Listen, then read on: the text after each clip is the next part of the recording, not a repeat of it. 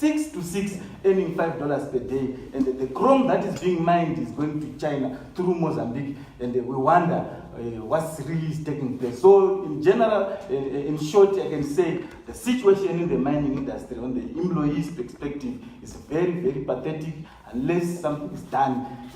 Otherwise, there is nothing to remain in the form of employees.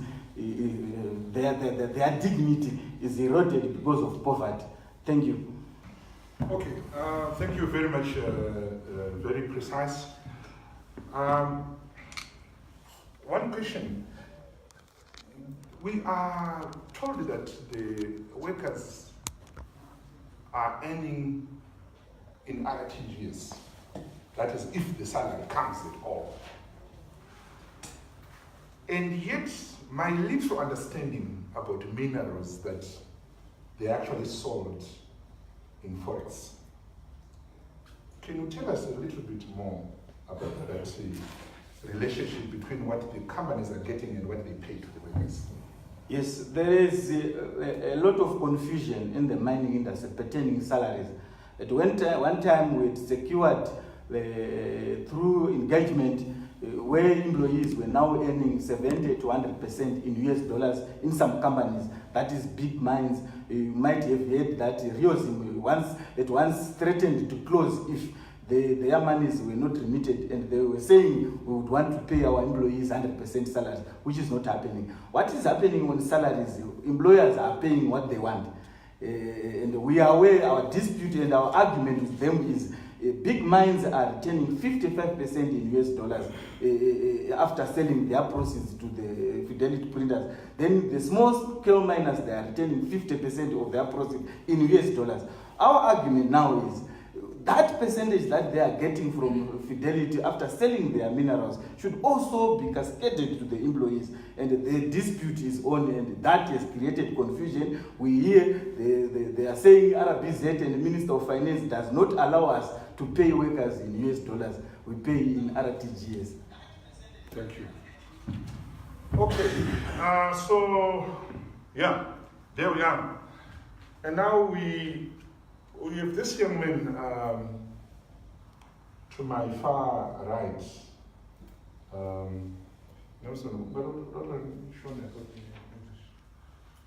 Whatever is easy for you.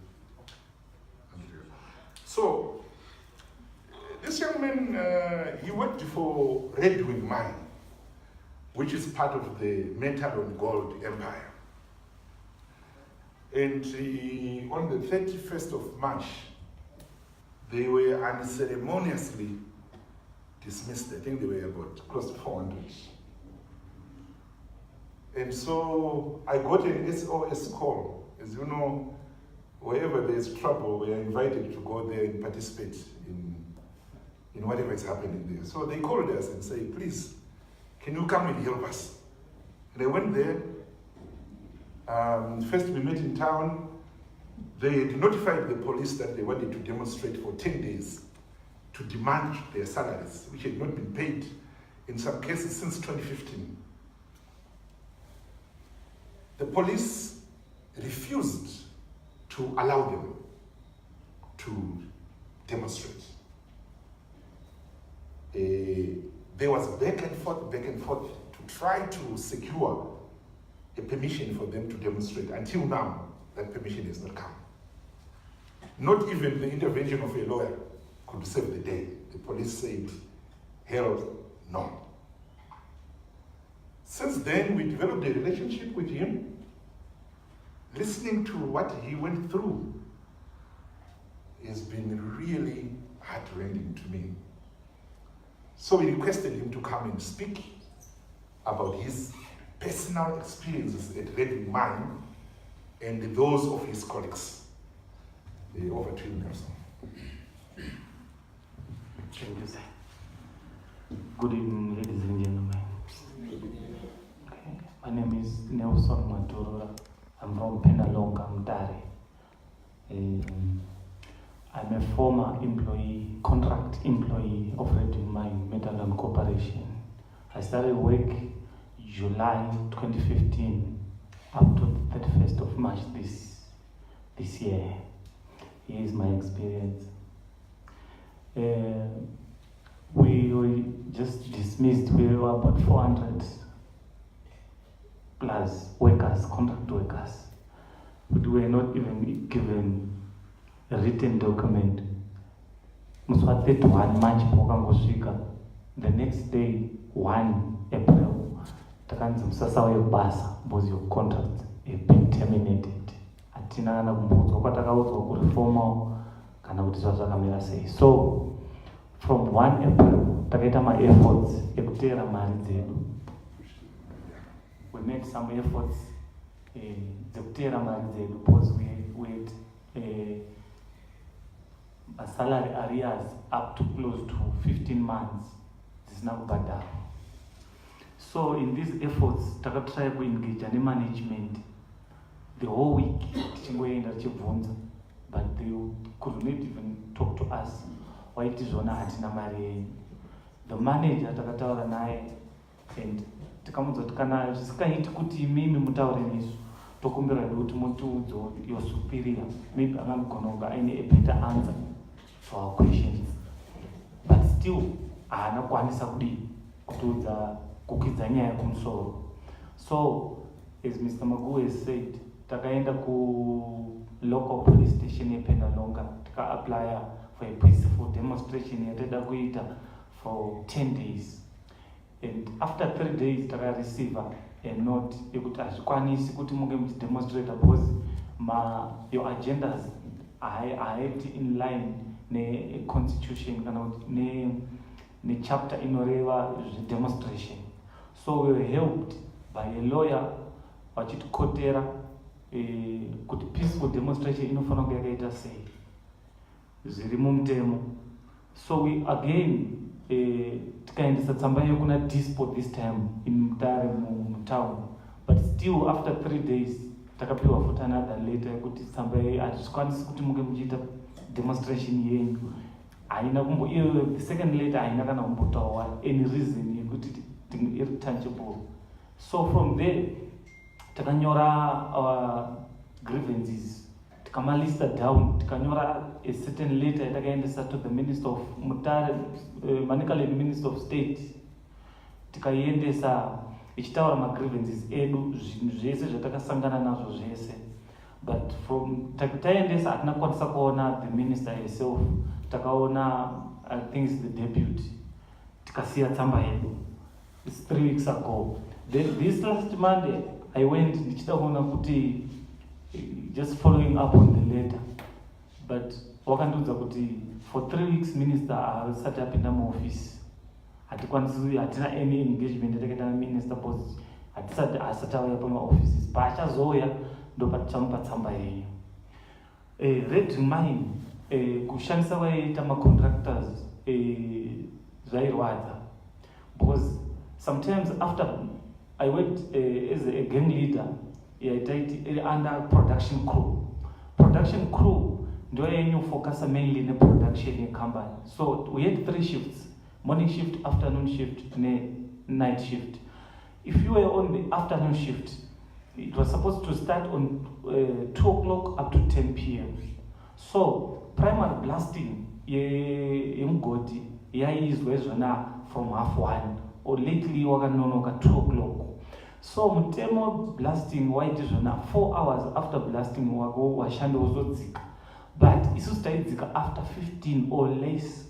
Sometimes taitogona kublastiwa mumugodi tichingonzi production first. Sometimes we could even work tisina magloves. Sometimes I remember this time pekuti one would get injured, but you would hide the scar kuti usaoneke kuti wadii wakuwara because taitya kudzingwa basa. Some our brothers wanga variwo ma-permanent workers vaingotodzorwa nini nachengetedzai basa because hakuna kune basa. So by so doing we tried kuchengetedza basa until company yazoona kuti no, these guys regai timbowati from nowhere taterminate ma-contract enyu. Todzoka pa-issue yedu yema-salaries. Sometimes we could like go for 4 months, these 15 months ndataura dziri unpaid. That is really consistent. We could go for 4 months without being paid. Then the next month we could like get paid $25 only per month. After 6 months, one could get paid $25. Then we could go another 4 months, one could only be paid $25 again. And our mahambas. Then also there was an issue here, exit medication, medicals, but takapinda basa, takaitwa ma X-rays, my chest X-rays. These X-rays takanzizvona atore nemari yenyu tozokurefandai. Nenyaya yekuti taida basa stereki takazvitoresa ma X-rays, but we were never refunded those money.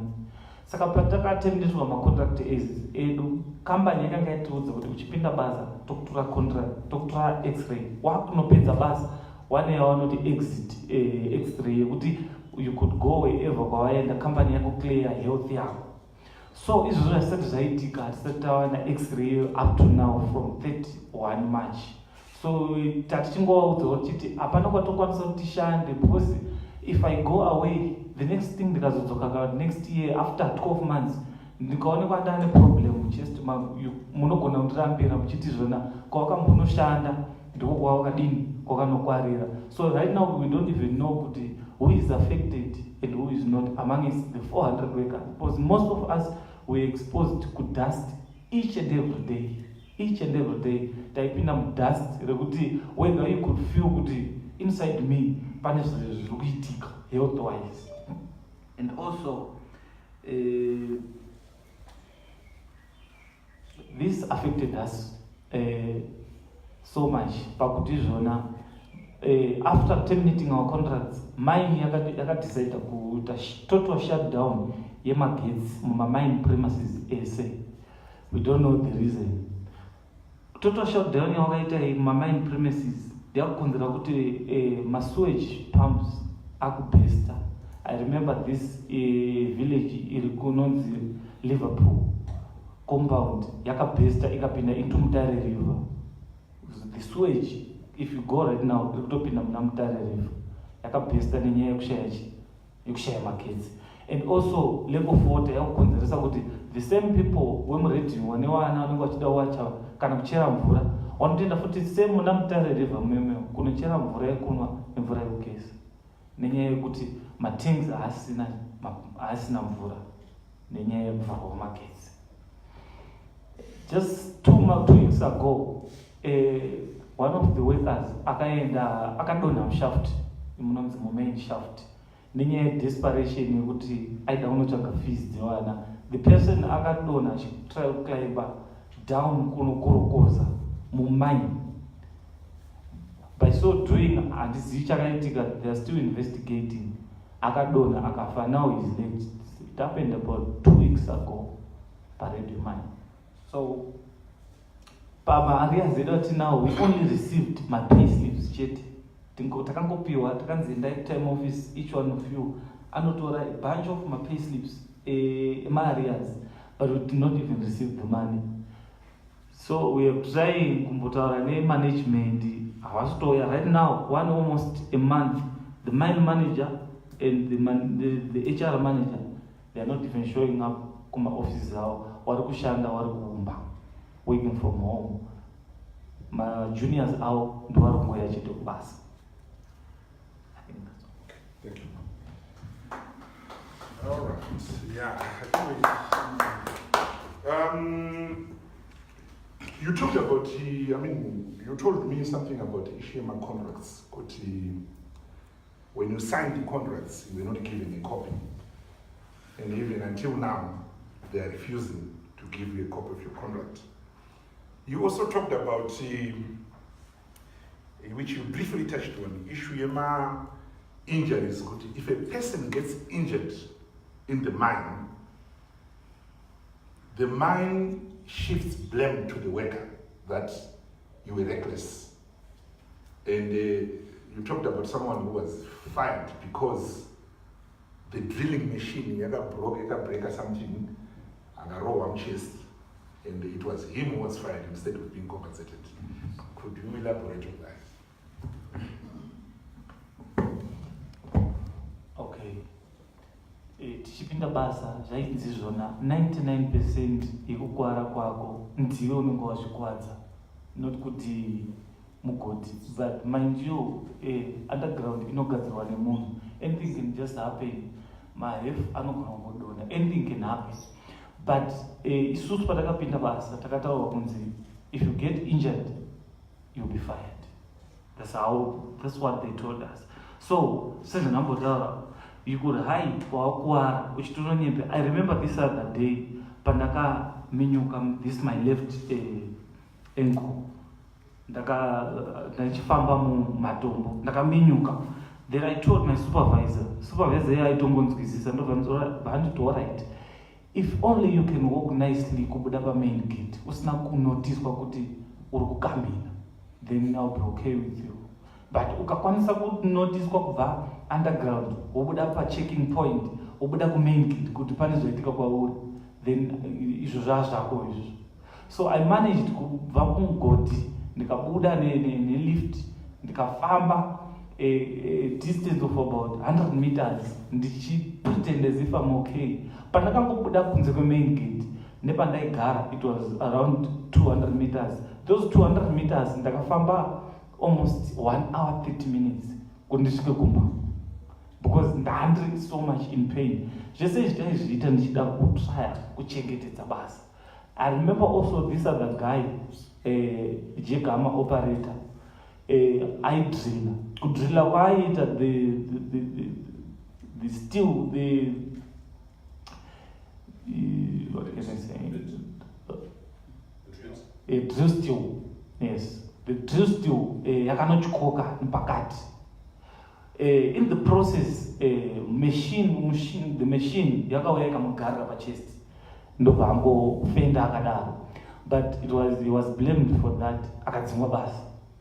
So we don't know was it his fault or zvinhu zvakagara zvichidangoitikawo. So in the process many people got fired nenyaya yekuti maproblems aiitika, they were like beyond their own control. Thank you. Right.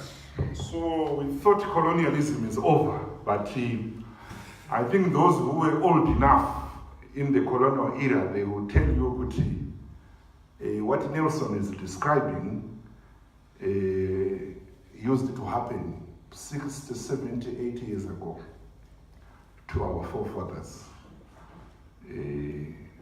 How can a person get injured underground and be forced to pretend that you are fine in order to preserve the job? When someone is making profit out of that industry which he was injured or things he was injured whilst he was doing. So, yeah, there we are. And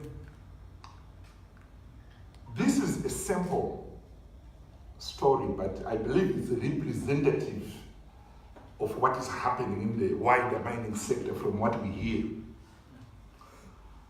So, we also have on this panel a very good friend of mine, a legal practitioner, who has handled some of these cases. And he will give us his own analysis of the mining sector in Zimbabwe. Thank you. Over to you, Odi. Good evening, ladies and gentlemen. My name is Webster GT. I'm a legal practitioner and a researcher with a particular bias towards mining law and environmental law. So I must admit that I'm petrified by the account given by my brother Nelson, and unfortunately this is just one of the many cases which are going unreported, which are going, there are so many silent voices out there. Probably, maybe you might be very lucky to be alive. Some have not lived enough to tell their horror stories. So, the mining situation in Zimbabwe is actually in dire straits. it has been reported elsewhere by politicians that mining and agriculture are forming the pillars of the resurgence of Zimbabwe. It has also been reported that mining has been doing very well and has been contributing so much towards the GDP of the country. And if so, then something is wrong with our statistics, because we are now sacrificing our own people just to achieve certain probably economic improvement, which we have not seen anyway. So we have, I'll touch on the main pillars of the laws governing the mining sector and see whether they are still viable or whether we have sufficient enforcement mechanism to realize our potential from the mining sector as a country. And the first paramount piece of legislation will be the Constitution of Zimbabwe. I'll also touch on the Zimbabwe Investment Authority Act, which inevitably regulates our investors in the extractive industry. I'll also touch on the Environmental Management Act and on the Labor Act, because you cannot talk of the mining sector without the workers. So here's the thing. The Constitution is a very elaborate Bill of Rights, a brilliant Bill of Rights, which protects the dignity of a person, which gives a person the right to protection and benefit of the law, which gives a person the right to administrative justice, which guarantees as well labor rights, which also guarantees environmental rights. So, taking that in context, we can only see from what my colleague Koma Nelson has said that the Constitution remains a pie in the sky, because you cannot approach the Constitutional Court to enforce those rights. The Constitutional Court has developed what is called constitutional avoidance. You go to the Constitutional Court and say, we are from Red Wing Mine, here's the situation with the water, there are basic sewer pipes, and the mine owners ought to repair them so that we are given safe water, which is a right again in the Constitution. Well, they will simply tell you, go and raise your concerns in the lower court. You can mimic that in Malaba's voice. You go to the Constitution and say, we are workers, yes, I applied for 15 months. We need that protection of the Constitution as the supreme law of the land. Malaba will say, there is a labor court, go to the labor court and you'll be heard there. How long does it take to get justice in the labor court from a practical perspective? Some would say 4 years, probably 5, but I'll say it's a lifetime. Now, the Constitution remains a damn squib. It remains something which is so colorful, but we have nothing out of it. Why? We lack the will to enforce it. We've sacrificed the Constitution we've left it to the politicians to decide, and the courts appear to have left it. I don't know what they are deciding now, if they are not enforcing, if they are not giving life to the words of the Constitution. I further move on. Well, maybe still on that, just one point of emphasis is that while the Constitution seeks to protect environmental rights, to protect the workers, we are failing as a people. And we can only blame our leaders. Because I cannot go and order the dispo in Mutare to say, do not give these people their right to demonstrate, to peaceful demonstration as given in the Constitution. there's a Medusa hand behind, a very evil hand behind this abuse of the Constitution. I move on to the next piece of legislation, that is the Zimbabwe Investment Authority Act. This is an act of parliament, very brilliant, which sought to put investment under one roof. Would you have the immigration people there? Would you have the mines and mineral MMCZ people there? Everyone under one roof, such that an investor will have a one-stop shop there. Will not have to go elsewhere. It's a brilliant idea, trust me. Why in the extractive industry there's need for us to have organized structures, and that is one of those. But is it still functional from a practical perspective? Well, they may just come in and they go through the one-stop shop. What happened to the one exit shop again? To see that our workers have been represented, to see that the tax issues have been cleared.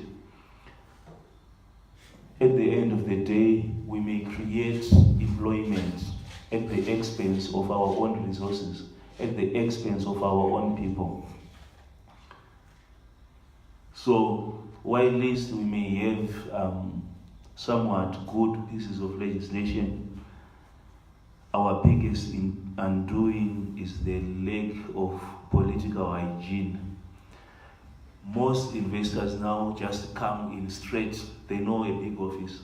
I remember one minister, a former minister I think, who boasted of having brought the Chinese.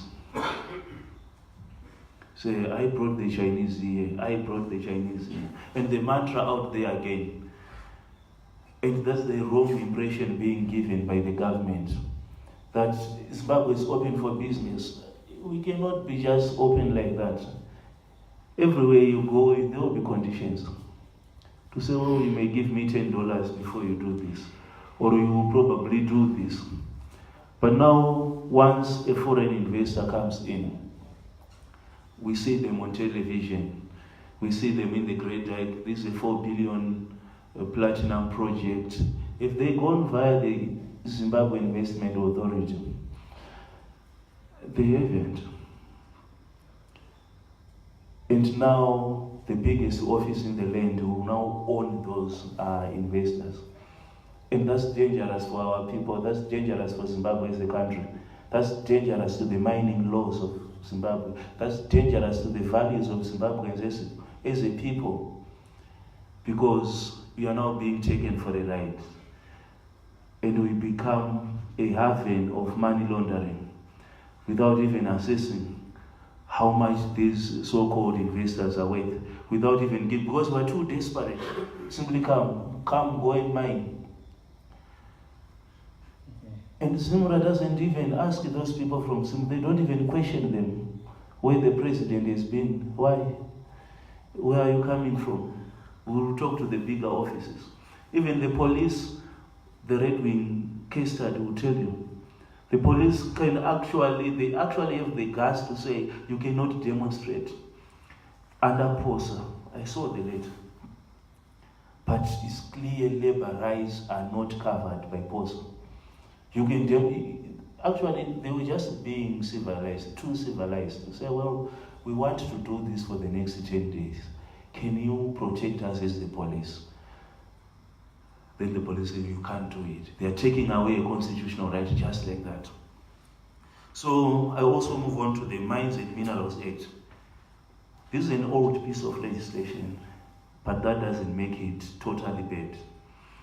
It's meant to regulate mining activities in the country. But there's been a deliberate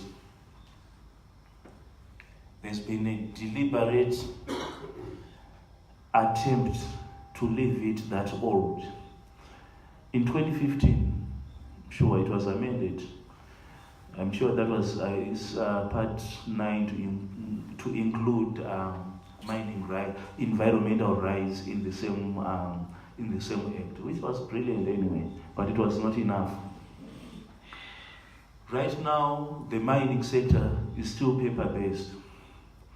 You have to go to some office over there, office over there. And there's a reason. Why can't it be computerized? Well, we can computerize things. You can find everything on the computer. Why not the mining sector?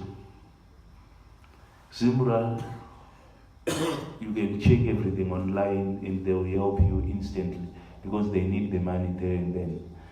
Why not the mining sector? Our politicians have been benefiting immensely from that confusion.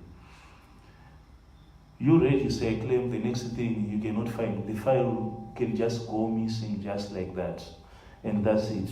Because you do not have a document showing that the claim certificate is in your name. And whatever which you can bring from outside, which does not correspond from what is within their offices, they will not accept. It could be doctored. That's what they say. So we'll continue to have problems in the mining sector. Again, there's been a rise of cartels. You hear of families in the Midlands area, much at building youths. And the most painful part is that those youths who refuse to be used in these cartels, who choose formal employment, will go for 15 months without a pay. And the youths have been given so much power that they can just kill, they can just rape and go. They are not arrested. I'm sure it must have been 2017. They attacked Actura's mine there, and a lawyer colleague was telling me that 4 people were left dead.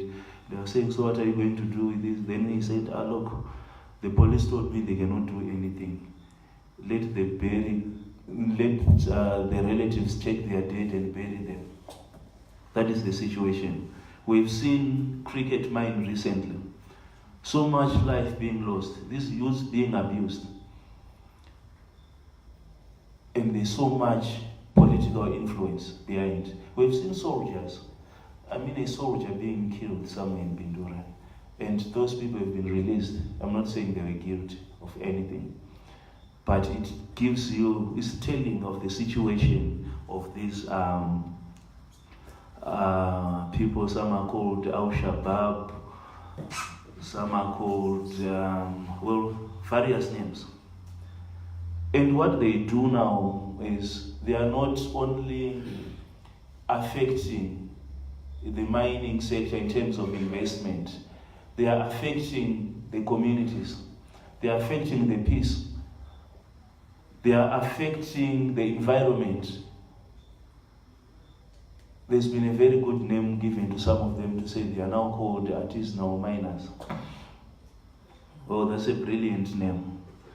But who now monitors the environmental degradation? Very soon we will not have any rivers left in the country. Use the Bulawayo Road, you'll see how the rivers, because they take that ore is actually cleaned in the river and they leave it just like that. Yet we have Emma somewhere. Ask Emma why they can't control those people. Ask the police why they can't. They fear for their lives. And there is clearly a rise, an increase in those activities countrywide, wherever there is gold, wherever there are minerals. So our problems are not only with the Chinese so-called investors who just come and take the ore and go. We are also a problem unto ourselves. But sometimes it may not be a problem. Sometimes it could just be a symptom of the problem.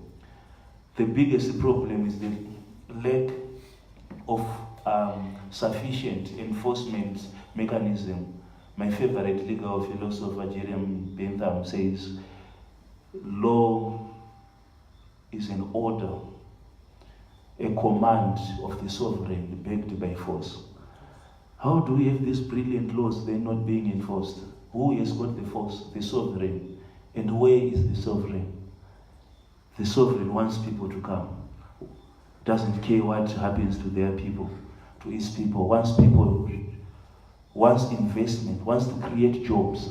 But if you are going to have the kind of jobs which will give us a situation at Red Wing, then we're in trouble. If we are going to have the kind of investment which they will parade.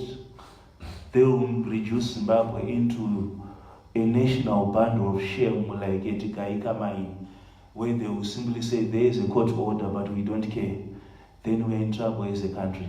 If we're going to ignore the labor rights, the environmental rights of our people, of our animals, of our environment, of our ecosystem, then we're also in trouble. As a people, we are doomed. It's a doom.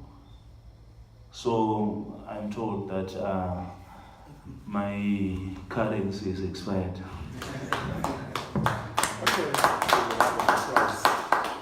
Yeah, thank you very much, Wesley.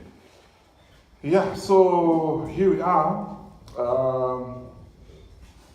Why is the government failing to enforce our laws when it comes to mining? That's the major question which WEB is raising. And CNRG has been trying to organize communities to fight back, to push back for the past 3 or so years. I've never seen the state apparatus being so active and vigilant outside politics than when a community gives a notice that they want to demonstrate against the mining company. It's like a declaration of war. Each time we tried in Mutare, since 2017, the people were signing kuti, because when you apply for a protest or if you notify the police, someone must sign the notification letter. Those people who sign are summoned to the provincial police post, where there will be 3. I think all of you will be police officers. And I say that is actually a form of arrest. Even though they don't tell you that you are now under arrest. But most of them, when they come out of that session, that intimidation session, they don't want again to talk about protesting. So what we see is that there are some people who are very happy with the state of mining in this country. And there are also some people who are traumatized by their experiences in the mining sector. They are winners and they are losers. And we have got laws which are not being applied. There's misrepresentation of the law, like you said. And like my brother here said, they even lie in the police that what you are saying, you are violating the law. For the past month, we've been working with the Marange community to organize a big demonstration led by the traditional leaders in Marange. So 7 traditional leaders signed and they put their stamps on the letter to say, we are the ones convening this demonstration. And what did the police do? They said, we want them, the 7, to come here. They were brought to Mutare. They were taken into a serious intimidation session. And after that, they were pursued to their homes. That what you are now trying to do, you are now fighting the government. So some of them began to chicken out. Some of them remained steadfast. But that's the state of mining in Zimbabwe. And when companies are closing, like Metalord Gold is the biggest gold producer in Zimbabwe. It has got 4 stables. Redwin, Mazoe, How Mine, and Shamba Mine is the biggest gold producer. It has been accused of illicitly taking money out of Zimbabwe, externalization. It's a criminal company that is well known. And now they just dismiss people without warning. The president is aware that this company has been taking money illegally from this country out of the country, I mean, to wherever they stash the money. So, who is protecting the national interest when we allow criminals to come here, take our gold, illicitly take it out of the country? Does it not explain why even our banks don't have money? Does it not explain why you will never see a single successful mine worker in this country? Does it not explain why our roads are like we are in a war zone? We don't have money even to repair our own roads. And yet, the country has got more than 800 large-scale mines.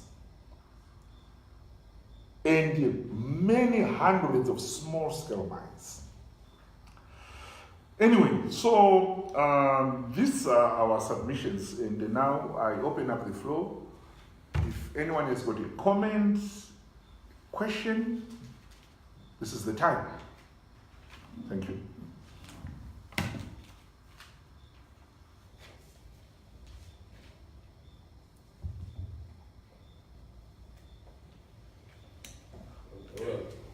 Yeah. Open it. Oh, you can. Okay. No, no need for that. No need. Okay, it's fine. Thank you. Well, this is most shocking, and I think we need to document it and publicize it. And I was saying earlier on, we need to have more organized research program around this. This is most shocking. Of course, we knew that something is happening across the country, and I think this session provides a very interesting backdrop to our conference next week on the political economy of resources looting in Southern Africa. And we would hope that this could be an interesting submission for that conference. Okay. But of course, we thought this was confined to DRC. We've seen on BBC, on CNN, the abuse of child labor in the mines. But can we say our situation is any different? No. It was shocking. Thank you, Doc. Yes. I just wanted to know maybe if you can come up with the figures in terms of the money that has been instilled out of the country. So to other countries coming out of this country. The amount that has been say we're talking about natural gold. Yeah. Yes, that is involved in many more efficiency and production practices, taking our resources going outside the country. But to have a certain figure that maybe can be part of evidence to that. You understand? Okay. Go ahead. The figures, to be very straightforward, they are not found. You cannot know what is happening. What we are doing as a trade union, I would like to agree with Dr. Mandaza when he said we want to publicize.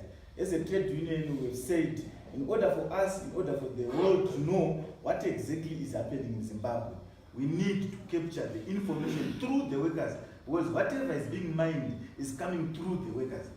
They know what is happening. And if we will get that information, we publicize it. Currently, we don't have the figures. And what is actually happening is when you have mined, I give you an example in Kadoma. We had workers who had gone for 14 months without a salary. And the employer was saying, we are not producing. Then we went there and said, we want to know how much you are going to realize after elution. We stayed there for 7 days until we go to elution. We went and bring police, we brought the politician. We said, we are not going, if you are going to arrest us, then we are going to stay here until we see what is being produced. Then we pushed until we went to the elution plant. We were surprised. We discovered that that employer in 2 weeks was realizing 1.3 kgs of gold in 2 weeks, but he had 14 months of non-payment of salaries. So those figures, as a trade union, we are saying, going forward, because this has been happening and it is happening, how do we stop such practice? We need to document any practice that prejudices the workers of Zimbabwe, any practice that prejudices this nation, because it is happening. Thank you. And also, some of the information is actually in the public domain. Like in 2017, Methanol Gold was sued for externalizing $31 million by the government of Zimbabwe. There's also another case, I think you can actually, it's online, where they were also sued. There is a, I don't know whether it's Zimra, which took them to court again. But the case died a natural death. It was only reported when the case was brought to court. Nothing further you can find on that case. So there is need for research, like Dr. Mandas has said. Though even if we research, we can only come with an estimate. We can never come up with an accurate figure on how much we are losing. Yes, sir. Yeah, I want to add on that. Surely we cannot come up with a figure in Zimbabwe. Why? As we speak right now, as we are sitting here right now, some other tons and tons of ore, raw chrome is passing here in Harare and going to Beira, Yeah. straight to China. So you can never come up with a correct figure, because why? We don't have a policy that exactly holds onto our minerals not to be exploited. As we speak right now, Chinese, they take raw chrome to China through Beira. Who knows how many tons have gone so far? No one. Then I come to the environmental degradation which is happening in the Great Hike by Chinese. Right now, if you go areas like Grue, areas like Vurwe, areas like Shurukwe, there's no more trees, no more stones, no more what. Everything is turned up by Chinese. Yeah. And so by then, I want to try to say we cannot come with a value that we have exported so much gold, we have exported so much chrome, because in that chrome, it's going as raw. What is in the raw chrome? There is gold, obviously. There are some other minerals. Iron is there. Thank you. Yes, O'Brien, and then. Maybe if you want to look at how much is being lost in terms of within the mining sector, we need to look at it two ways. There's smuggling of minerals, which is lost to the extent that we don't even know the trace, how much has been lost, because it's going undercover.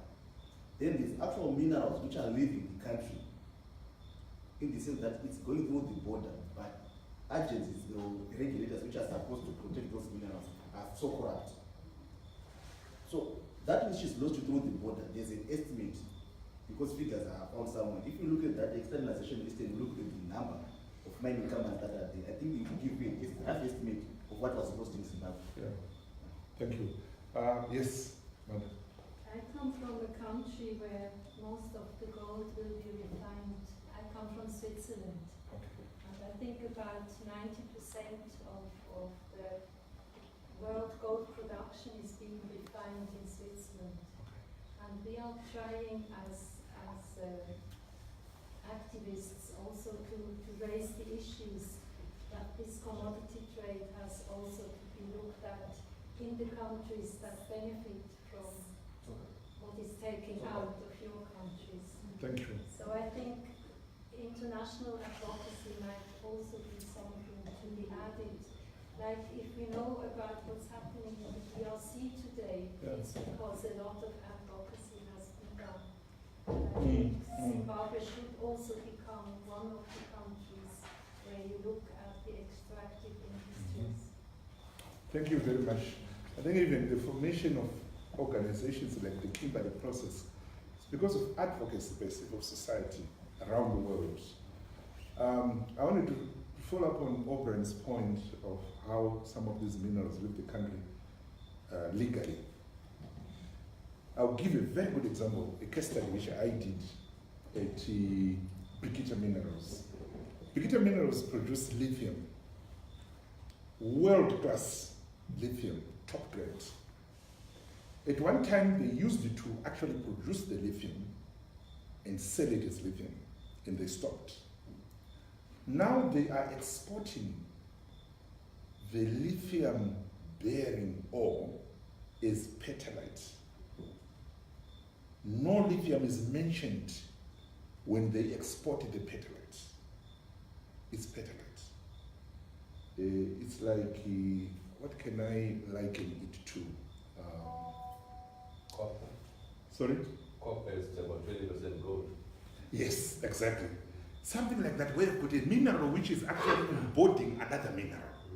So I went there, I asked them, when the lithium price started going up around the world, I asked them, we understand you produce lithium. It's actually called Bikita Minerals, but at one point it was well known for producing lithium. Even when you look at the US Geological Survey, they list that Zimbabwe has got some of the best top quality lithium. Now, I asked them, what is the grade of your, what is the percentage of lithium in the ore that we export? And they said it's 4.1%. Then I said, is it possible that whoever you are selling this petalite to is actually extracting lithium which you are not charging here? And the answer I got was the most bizarre answer that I could ever find. The guy said to me, we sell millimil. It's up to the buyer of millimil to choose whether they want to make porridge or they want to make salsa. So what they do with the ore that we sell, it's up to them. If they're going to split it and take lithium out, that's none of our business. And yet, we know that lithium is on demand in the world. So what I discovered is that this company is actually in partnership with the buyers wherever they are, China and the like. Yes. So the real transactions of our lithium takes place beyond our borders, not in this country. Here we give them for free. So unless we have a business mentality about how we trade our minerals, I'm afraid that it's looking very bad. Okay. Yes. Thank you so much, Mr. Speaker. Am I right to think that us as individuals in this country are actually growing in our country? Because from what you are saying, we are working with these people outside and we are so selfish. I mean, is there anything that we can do in terms of awareness to the extent of how we are damaging our country? What lobbying are we doing so that we can look at these things? Because maybe sometimes people don't understand the impact of what they are doing. Yeah, that is the whole purpose of one, why we are here today. Two, the work we do as CNRG. And three, I want to give credit to Dr. Mandaza for creating these platforms where we talk about these things. Of course, we've been misunderstood. We've been labeled enemies of the state, economic saboteurs, call it whatever name. You know, people are trying to undermine the economic interests of the country. So awareness raising is needed. Yes. One, among the workers, because I think you see we are mumbling on some critical information about what is happening in the sector. Like what Nelson has told us here, we were never going to hear this story unless we had engaged the labor unions. So when corruption is taking place in these mining companies, they are facilitators of that corruption. And we need to engage the workers because they are the ones who sign these receipts. They are the ones who drive these trucks. For example, O'Brien, when we started this research, when we began to talk with the potential researchers, one of the guys had worked at Wange Colliery, and he said, what happens at Wange Colliery is that the coal that Zimbabwe exports It ranges from grade. One, the lowest is $20 per ton. The highest can go as high as $400 per ton.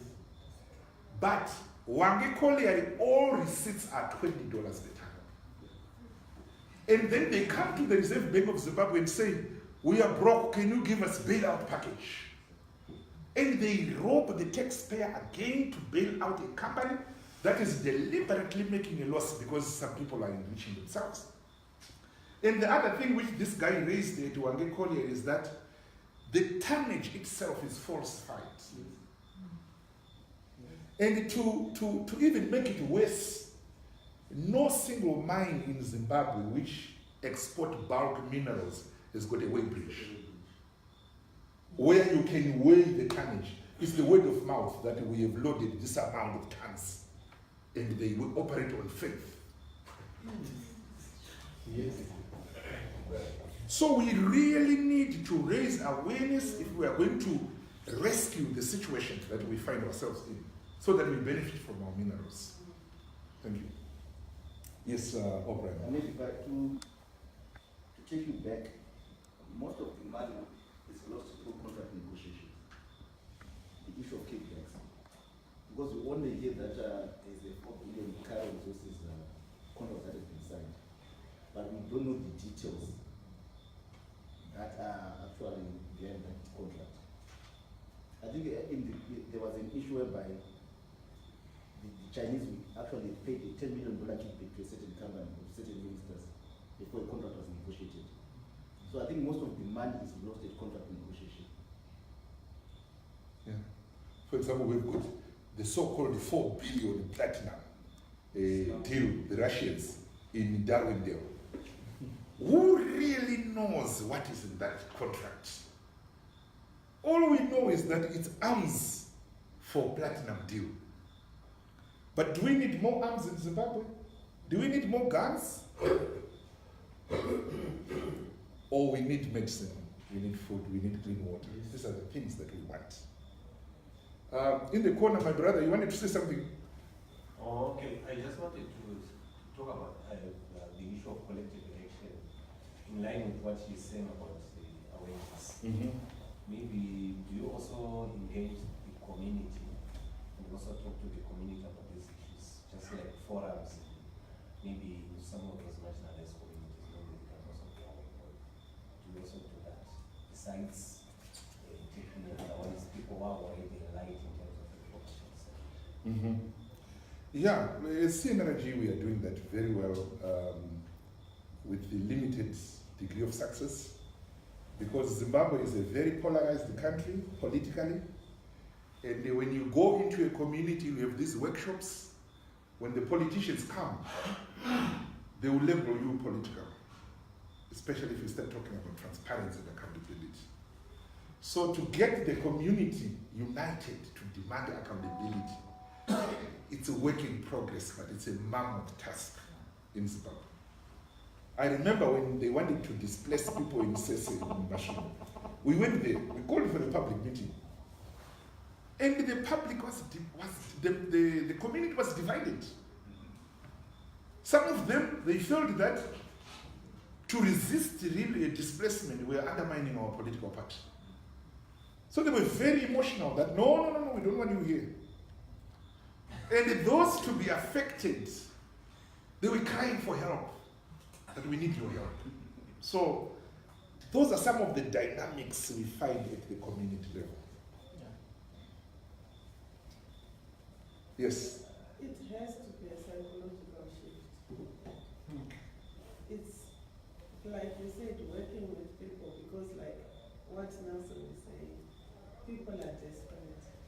And because we are desperate, we are so open to abuse. It will only take people saying, no, I'm not going to do it. And there is no one minding. Yeah. But because people are hungry, people are wanting, where it's a catch-22. Yeah. So people have to make the decision. Thank you. So there we are. It's a task which is being put before us. We have a duty, all of us, to go out there and raise awareness. Our families, our friends, our workmates, our communities. Let the discussion begin. Yeah, yes. Yes, awareness is really needed across all people of this country. If we talk of communities, talk of the workers on our side, we continue to say workers are a very important stakeholder because they also come from the community where they are supposed to also support their families, but because of what they are earning is very pathetic. You go into the small scale mining, my good lawyer said they are given a nice name, artisanal. Those guys, if you go to try and engage them to know their rights and that they are also included in the Labour Act, they don't want to hear about it. They are very comfortable in being used as shares, tikamina, to know share na process. Yeah. They've been brainwashed to think that to be formalized is very wrong for them. One says this when it is necessary. So that campaign and awareness need to be done. Even the employers themselves. To know now we have tried to engage the leadership of Zimbabwe Miners Federation. They don't even know how important it is for them to formalize their operations. They want to operate in a bogus, in a criminal way because they benefit. I don't know how they got those mines. They don't want. Tell them, guys, the Labour Act also affects you. If the National Employment Council says you are supposed to pay $5,000 as salary, you are also supposed to pay. If your people, one person complains against that, you are in for it. They don't want. They said, go to hell. Our people organize them. They don't want to formalize. Why are we doing that to our people? Why are we doing that to ourselves? You see that the level of misunderstanding, even from those people who claim to be business people, who claim to be miners, is also very bad. They need to be educated to know how important it is to formalize. Accidents are happening. He has said it all. Mamainzi kana ukapinda basa unotestiwa uchinotsvaga basa you get tested. Kana wakubuda pafana kutwa exit testing kuti wabuda wakanaka. It is not happening. Even in big mines, that's why I said abuse of rights is happening in the big mines. They don't want to hear about it. Unopinzwa basa uchinzi 3 months contract. Kana ukakuvara, sure ukakuvara, basa rako rapera, and ukakuvara, you don't report. NASA, we have tried to engage NASA. NASA come to those big mines and do testing, and also one inspection of the mines, if they are still suitable. These mines are old. Inspection, apana noda kuita inspection of the mines. My accidents are waiting kapano kuna utofiwa, munoso holds kwa newspaper utukwafa van 7. But actually, 200 people will be dead. If you talk of, we'll give you an example, El Dorado mine that killed, they said 27. That is not the correct figure. People who died at El Dorado mine in Chinoy, there are more than 27 because we were there. The people who were entering that mine, if people went there, you can think that it is formal mining when it was Chikorokoza taking place, illegal Chikorokoza, and the gold was being taken by someone. Then you say 20 people have died when 150 people had entered the underground. That's the awareness. We need to make awareness to the community and including the workers themselves. Thank you. And when we talked about the issue of cartels, I think there is increasing militarization also of the sector. The involvement of the military, which is actually a security threat to the country. When the generals become mine owners, that's dangerous for the country. Because they become political players. I have my own understanding of the coup of 2017, but I'll trace it to what happened in 2016 in Marangi, when the Chinese were kicked out there. So the involvement of the army in mining, Zimbabwe is slipping down to a very dangerous state where we are going. And only yesterday in Marangi, more than 40 people were shot by a security guard at the CDC, and 2 were killed on the spot. They were mining at a place which they discovered. It was not even inside the ZCDC compound. They discovered their own new place, and the guards went there without warning. They just started shooting at them. I have pictures of a woman, artisanal miner, who was, you said we don't call them artisanal miners, who was shot here yesterday. I don't know where they are, those people who were injured, because the army cordoned off the place. We don't know where they took them to. But that is very dangerous, what we are experiencing in Zimbabwe, where the generals are becoming captains of the mining industry. Yeah. Right. So, yes, Doctor.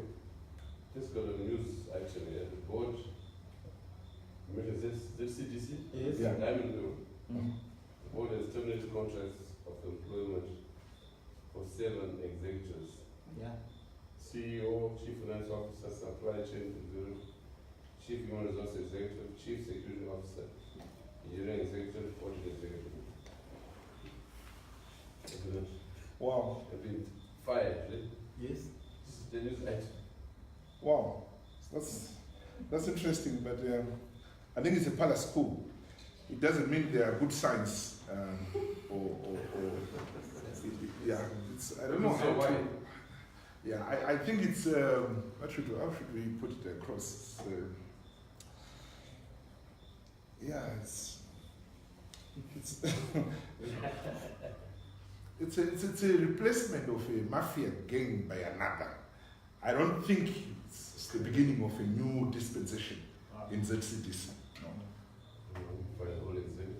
Because these were just pawns in a game of chess.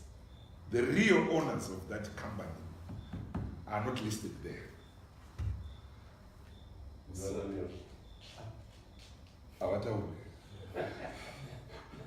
So, our time is running out, and now I will, if we have no further questions, but I didn't receive any question from this side. I've got one more question. Did I? No. Yes. One question. Yes. For my brother Nelson, just to find out what his future plans are in terms of litigation, maybe to think of a regional plan, because I think in Zimbabwe you might have exhausted all your legal options. So what are your plans? Nelson? Okay. Thank you. Personally, or as a group? As a group. As a group. Okay. 400 people affected, I think. Unfortunately, we didn't even report this issue Kuleba. So just yesterday, someone called us and said, just try. It's part of procedure. Just try to go Kuleba. You report the issue. Though we know nothing will come out of it. Was funny, some previous issues that I'm going this way. To say our HR manager on weekly basis, like every Tuesday, one or two in the labor on some of the cases in the already in mind. I have a brother also, I can't know, last 2016, I can't report a negative I reported a negative labor. He was actually the one, I got someone like overstones, we were going to motion. But the HR manager had gone there and so our future, what we're looking forward to do as a group, that's why Mr. Magui is here.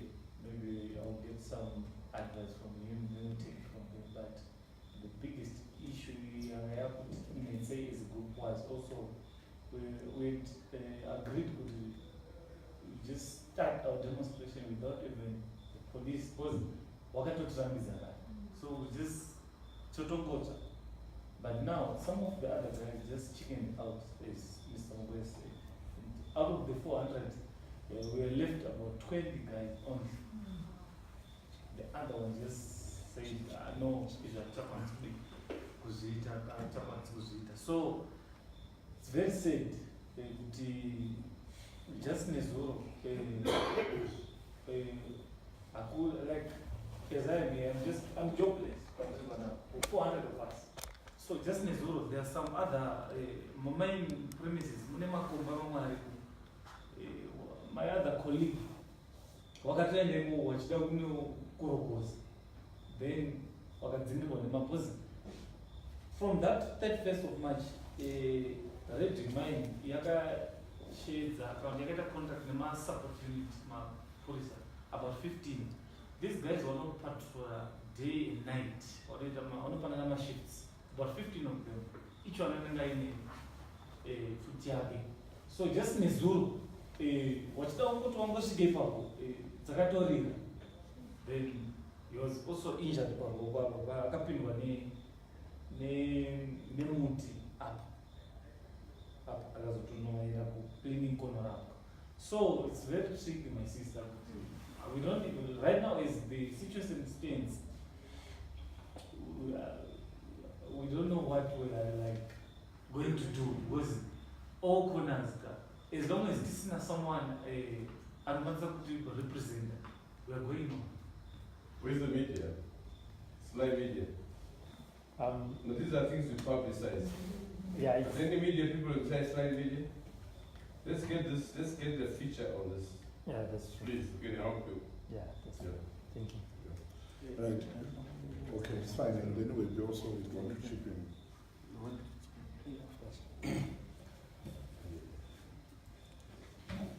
Also, as a follow-up to the question which had been asked, it's very unlikely that they will get anything from this company. Why? Our insolvency laws, they protect these so-called investors.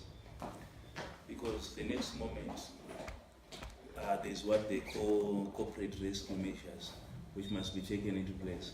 And the moment a company like Metal and Gold is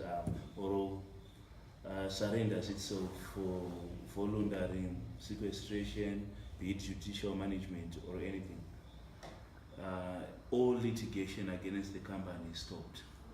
Then the assets of the company will have to be liquidated to pay the debtors. And who are the debtors? The major debtor, of course, the major creditor is the owner of the company. Is also at large to create fictitious debtors to say, well, we advanced so much, and the workers will come last.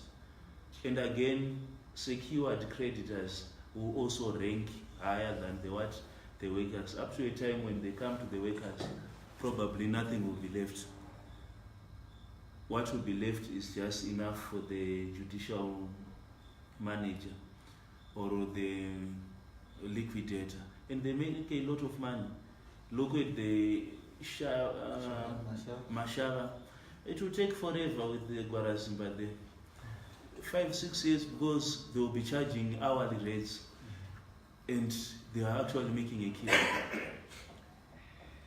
So to expect to get anything from labor, they will tell you, we have actually reported this issue, we have gone for corporate rescue, we are now looking for a judicial manager, we are going through insolvency, and insolvency suspends everything. And how do they become insolvent now when they can hire the state oppressive apparatus like the support unit? They are not coming cheap. Of course, someone is being given something over there, because what the police must actually be doing is to protect the defenseless people, but they come on the side of the mind of the investor. So that is very dangerous for us. Okay. We also have another option of suing them in South African courts. We have, because Metal and Gold is a South African company, it's owned by one Mr. Kumar, South African. So we have a partner organization, the South African Litigation Center, who are very much interested in suing South African companies operating in Zimbabwe. We also know that they have offices in Britain, and there's a British law firm called Leyday, who also have expressed interest in prosecuting British companies committing these injustice in the world, taking advantage of poor legal frameworks, and they will prosecute them in London courts, and they have been losing big time, because these guys, when they sue, it's real money. They will have to recalculate what you were supposed to be earning Nelson, not what they were giving you, but what you were supposed to be having. So we are going to, we have already asked our British partners to find out if Metal and Gold is actually registered in London, or they only have offices, because these two are different. But in the case of South Africa, we are very confident they can be prosecuted in South African courts. So we will pursue that as soon as the dust settles a bit. Yeah, so let's sum up. I don't know if you've got one more thing to say before we close. Less than 1 minute. Well, I think everything has been said here and all I call for is from you guys is for action going forward, and also maybe trying hard to change the mindsets of the people. Some are actually benefiting from all this mess, not only the investors, not only, but our own brothers as well. Even our own brothers in the police, they need to be engaged. They need to be convinced that they should do the right thing, lest we will lose our country to ourselves again. It is very dangerous. Thank you. Thank you. Yes. Yes, thank you very much. On our side, we are saying there is need of awareness so that the gap which is there, the lack of appreciation of the laws of this country from the workers and also the employers need to be reduced. We need to coordinate programs that brings awareness to the communities and the workers themselves. That will help us, because if we don't do that, surely our grandchildren will find Zimbabwe in I don't know if we will still have the Zimbabwe that we have today in the next 10 years. The level and the speed these guys are looting our minerals, our resources, I don't think 10 years is too much. The open of business is open for abuse. I think, Farai, let's coordinate programs that brings awareness to the people. Thank you. Thank you very much. Nelson? Okay, thank you. I think I would conclude with just say thank you, say, for this platform. It's not bad at all to speak out, geopolitical background, and also we have a lot of money to look at these guys. An average of each person, animally, I come down about $8,000 in average, the person for these contractors. One of the other guys I'm going to represent. So I just want to thank you for this opportunity. We don't speak out Ruitika, like the rest of the world, other people, of course, Thank you very much. So it's a call to action, ladies and gentlemen. We really need to speak up, or else future generations, our children, are going to vandalize our graves. Yeah. They are really going to destroy those tombstones and say, these are the criminals who allowed these criminals to loot, because we are partaking by being silent. So let's speak out and be strong so that we rescue our country. Otherwise, I want to thank you all for coming. And I would also want to make an announcement that on the 23rd of May, that's next week, on what? O'Brien.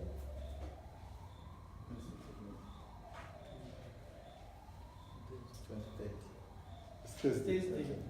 Thank you. On Thursday, there is going to be a very big regional conference here on resource looting in SADC.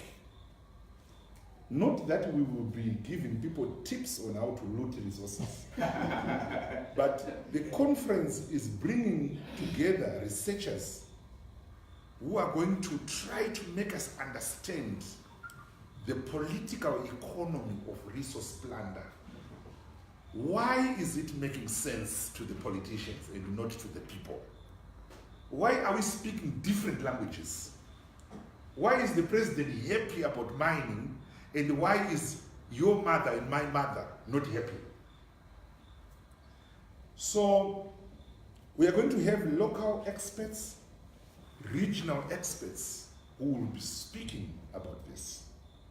And if you want to participate and you have not yet registered, engage with Surface Trust. You can also talk to my friend O'Brien there. He can engage with you. But it's something not to be missed.